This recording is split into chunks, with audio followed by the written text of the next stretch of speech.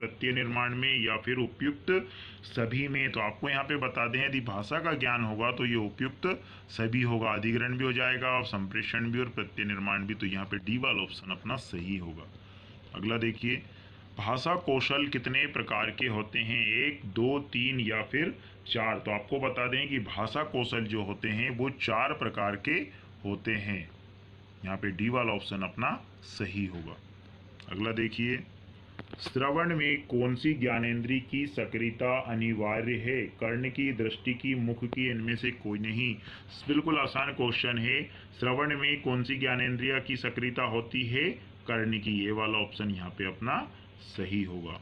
अगला देखिए, दादी या नानी माँ की कहानियां बच्चों में जागृत करती है। सुनने की जिज्ञासा, काल्पनिक भाव, उपयुक्त दोनों या फिर उनमें इनमें से कोई नहीं। तो सी वाला ऑप्शन यहाँ पे अपना सही होगा। काल्पनिक भाव भी जागृत होते हैं और सुनने की भी जिज्ञासा होती है। तो यहाँ पे सी वाला ऑप्शन अपना सही होगा।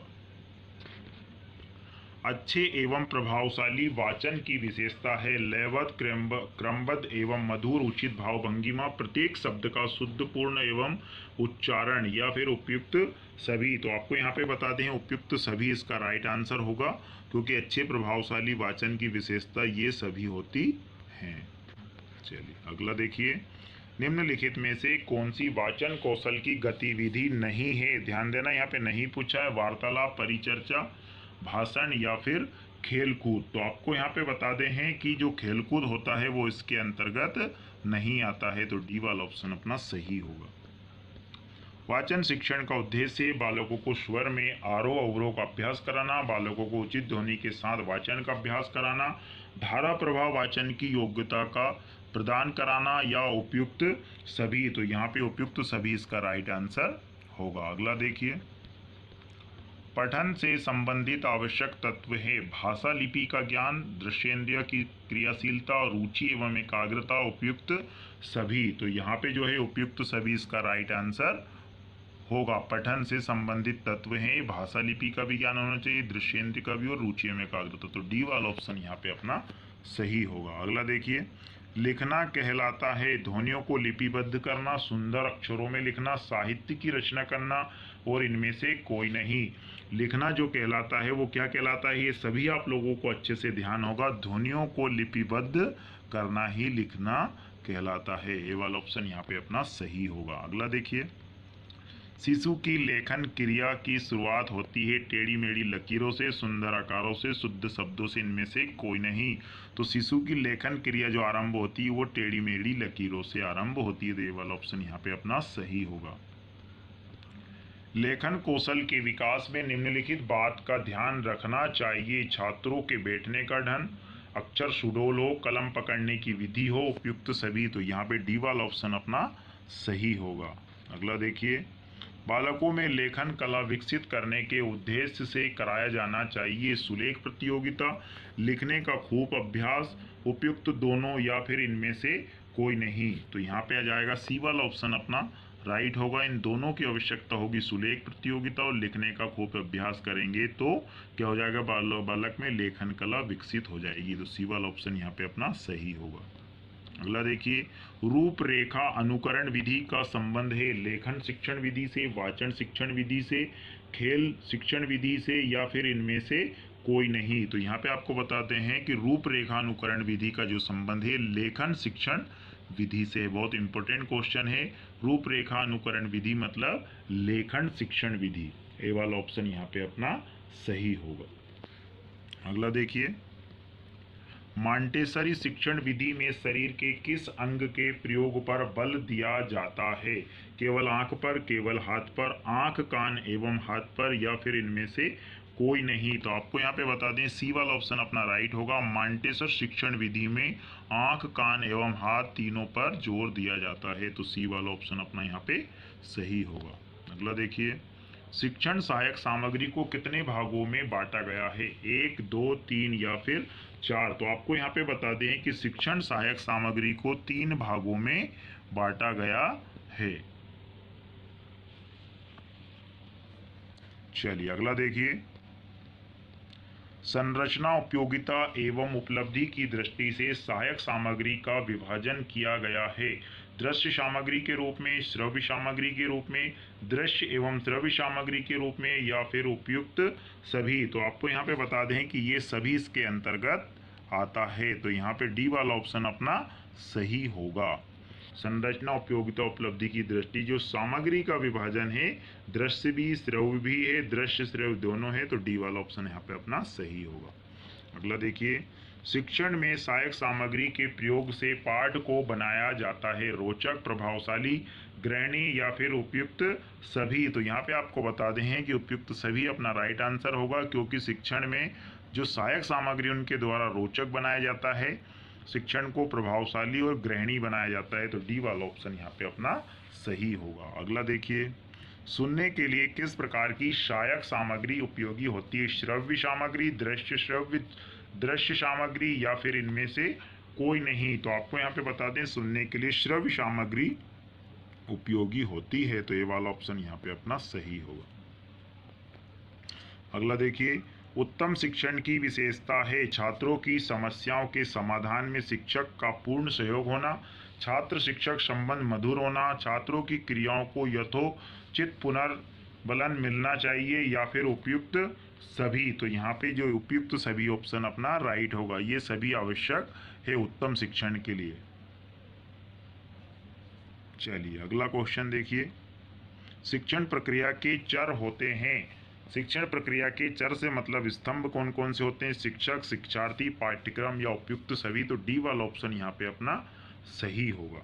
अगला क्वेश्चन देखिए, अच्छा शिक्षण होता है पूर्व ज्ञान पर आधारित होता है, क्रिया पर आधारित होता है, उद्देश्य पूर्ण होता है, या फिर उपयुक्त सभी। तो यहाँ पे उपयुक्त सभी, अच्छा शिक्षण जिसका होगा उसमें उपयुक्त सभी गुण समाहित होंगे। पूर्व ज्ञान भी होना चाहिए, क्रिया आधारित भी होना चाहिए, उद्देश्य निकलना चाहिए, तभी अच्छा शिक्षण माना जाएगा। तो डी वाला ऑप्शन यहाँ पे अपना सही होगा। चलिए अगला क्वेश्चन देखते हैं, श्रव्य सामग्री नहीं है, ध्यान देना है, नहीं पूछा है, रेडियो, टेप रिकॉर्डर, मॉडल, या फिर ग्रामोफोन। तो यहाँ पे श्रव्य सामग्री के अंतर्गत मॉडल नहीं आएगा, तो सी वाला ऑप्शन यहाँ पे अपना सही होगा। अगला क्वेश्चन देखिए, छात्रों के उच्चारण संबंधी अशुद्धियों के निराकरण के लिए क्या किया जाना चाहिए? स्वर एवं व्यंजनों के उच्चारण में भेद को समझाया जाए, मौखिक रचना शिक्षण पर बल दिया जाए, शिक्षक का स्वयं का उच्चारण शुद्ध होना चाहिए, उपयुक्त सभी। तो यहाँ पे आपको बता दें कि उपयुक्त सभी जो है ये गुण उसमें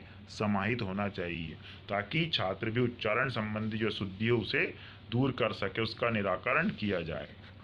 चलिए अगला देखते हैं, निम्नलिखित में से कौन शारीरिक कारणों में आता है जिसमें विकार होने के कारण बालक में उच्चारण संबंधी अशुद्धियां उत्पन्न होती है? जिह्वा, नाक, होंठ, या फिर उपयुक्त सभी। तो इसके अंतर्गत आएगा क्या? उपयुक्त सभी।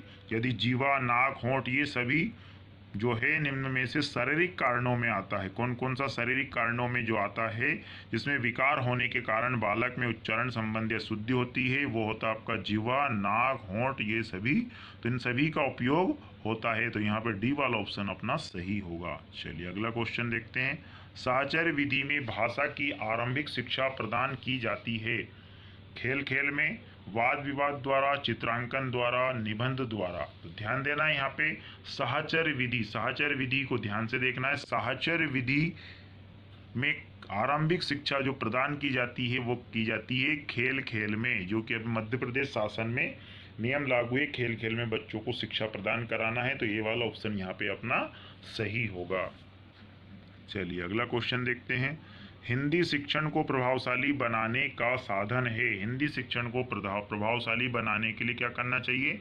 पाठ्यपुस्तक, मानचित्र, ब्लैक बोर्ड, या उपयुक्त सभी चीज़ों का उपयोग किया जाना चाहिए, तो हिंदी शिक्षण जो होगा अपना प्रभावशाली बन जाएगा। डी वाला ऑप्शन यहाँ पे अपना सही होगा। अगला देखिए, कविता शिक्षण का प्रमुख लक्ष्य है कविता का भावार्थ बताना, शब्द भंडार में वृद्धि करना, उच्चारण संबंधी दोषों का निवारण, या फिर इनमें से कोई नहीं। तो यहाँ पे है पहला वाला ऑप्शन अपना सही होगा, कविता का भावार्थ बताना।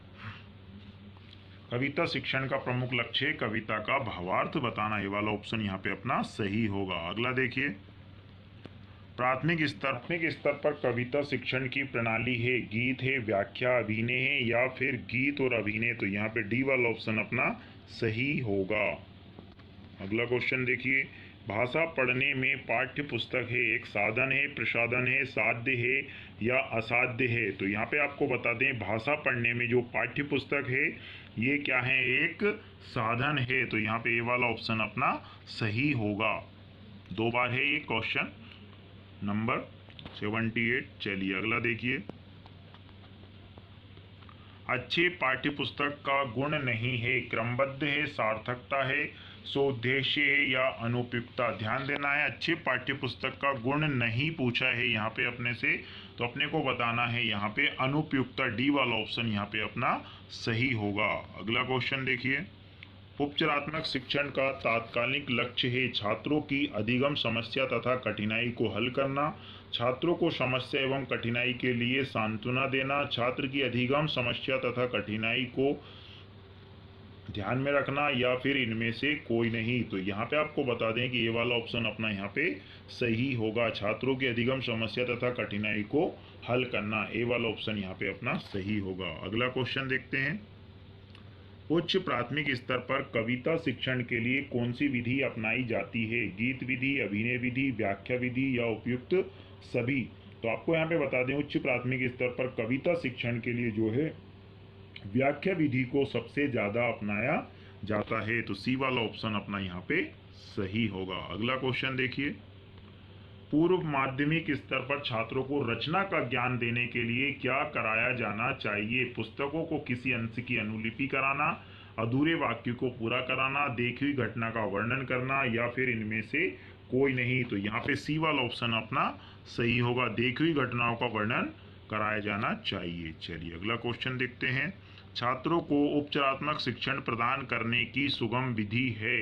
कक्षा के छात्रों के अधिगम संबंधी दोषों एवं कमजोरियों का निदान कर उनको उनसे मुक्त करना, छात्रों की व्यक्तिगत विभिन्नता के आधार पर समूह में विभाजित करके शिक्षण की व्यवस्था करना, प्रत्येक छात्र के अधिगम संबंधी दोषों को व्यक्तिगत रूप से अध्ययन करना एवं उनको दूर करना, या फिर उपयुक्त सभी?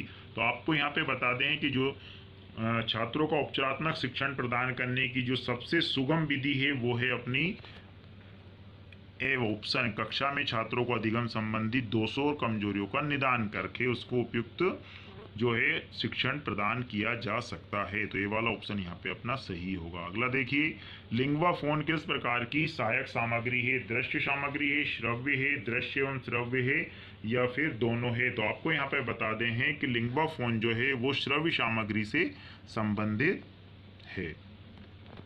बी वाला ऑप्शन यहाँ पे अपना सही होगा। अगला क्वेश्चन देखिए, कहानी शिक्षण में किस बात को ध्यान आवश्यक है? कहानी शिक्षण में किस बात को ध्यान देना चाहिए? कथा वस्तु बालकों के स्तर के अनुसार हो, उसमें गतिशीलता एवं क्रमबद्धता हो, कथा वस्तु में भयानकता एवं विभत्स ना हो, या फिर उपयुक्त सभी? तो ये पे डी वाला ऑप्शन अपना सही होगा, ये सभी गुण उसमें समाहित होना चाहिए। यदि कहानी शिक्षण हो तो उसमें ये सभी गुण समाहित होना चाहिए। चलिए अगला क्वेश्चन देखते हैं, मूल्यांकन से तात्पर्य है सतत चलने वाली प्रक्रिया, छात्रों के व्यवहार परिवर्तन की जानकारी, उद्देश्य की पूर्ति का सीमांकन, या फिर उपयुक्त सभी? तो आपको यहाँ पे बता दें कि मूल्यांकन के अंतर्गत उपयुक्त सभी जो हैं कारण आते हैं। सतत चलने वाली प्रक्रिया है, छात्रों का व्यवहार परिवर्तन की जानकारी होती है, और उद्देश्य की पूर्ति का सीमांकन। तो डी वाला ऑप्शन यहाँ पे अपना सही होगा। चलिए अगला देखते हैं, हिंदी किस भाषा परिवार की भाषा है?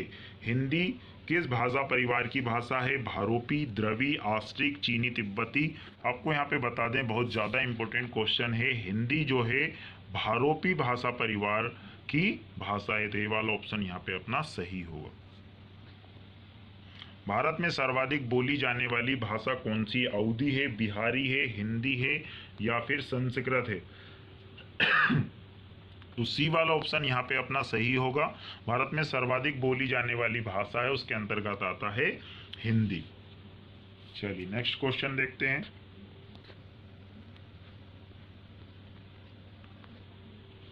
वर्तमान में हिंदी का प्रचलित रूप है खड़ी बोली, देवनागरी, अवधी भाषा, या फिर ब्रज भाषा? तो वर्तमान में हिंदी का जो प्रचलित रूप है उसके अंतर्गत आपका आता है खड़ी बोली। तो ये वाला ऑप्शन यहाँ पे अपना सही होगा। अगला क्वेश्चन देखिए, हिंदी खड़ी बोली किस अपभ्रंश से विकसित हुई है? मगधी, ब्राचड़, शोरसेनी या अर्धमागधी। तो आपको यहाँ पे ध्यान देना, हिंदी खड़ी बोली जिस अपभ्रंश से विकसित हुई है वो यहाँ पर है शोरसेनी। तो सी वाला ऑप्शन यहाँ पे अपना सही होगा।